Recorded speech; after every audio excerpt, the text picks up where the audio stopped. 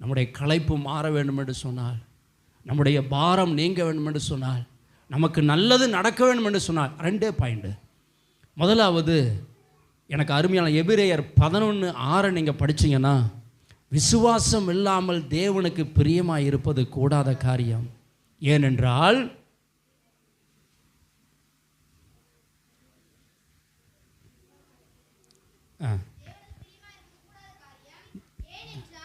முதலாவது, விசுவாசம் இல்லாமல் தேவனுக்கு பிரியமாக இருப்பது கூடாத காரியம். ஏனென்றால் தேவனிடத்தில் சேருகிறவன். யாரிடத்துல? தேவனிடத்தில் சேருகிறவன். ஹலோ, இருக்கிறீங்களா? எனக்கு கவனிச்சிங்கன்னா உங்களுக்கு நல்லது நடக்க போகுது இன்னைக்கு.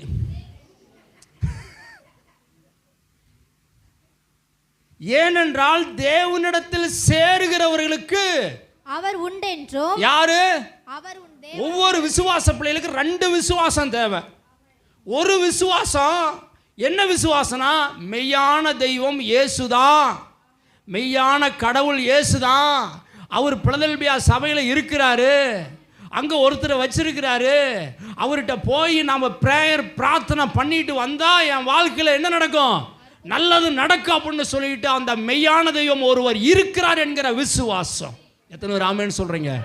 இரண்டாவது விசுவாசம், அவர் தம்மை தேடுகிறவர்களுக்கு, அவரை தேடுகிறவர்களுக்கு பலன் அளிக்கிறார் என்று விசுவாசி. இரண்டாவது வரங்களின் விசுவாசம்.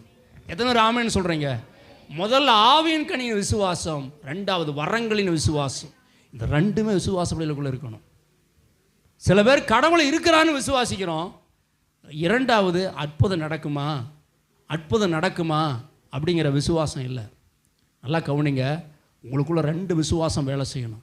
இயேசு கிறிஸ்துவண்டை வரும்போதெல்லாம் உங்கள் வாழ்க்கையில் இளைப்பாறுதல் வேண்டும் என்று சொன்னால், அற்புதமான ஒரு சகோதரி காண்பிக்கிறேன்.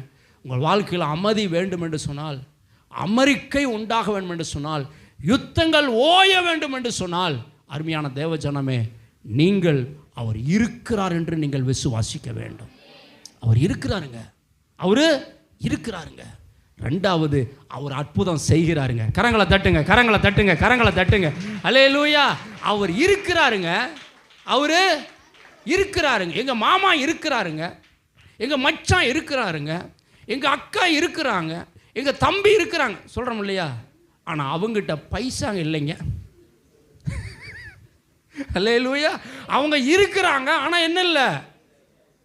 சோத்ரம். அல்லேலூயா. ஆனா எனக்கு தெரிஞ்சவர் ஒருத்தர் இருக்கிறாருங்க, அவர்கிட்ட அவர் இருக்கிறாருங்க. ரெண்டாவது, அவர்கிட்ட எல்லாமே இருக்குங்க.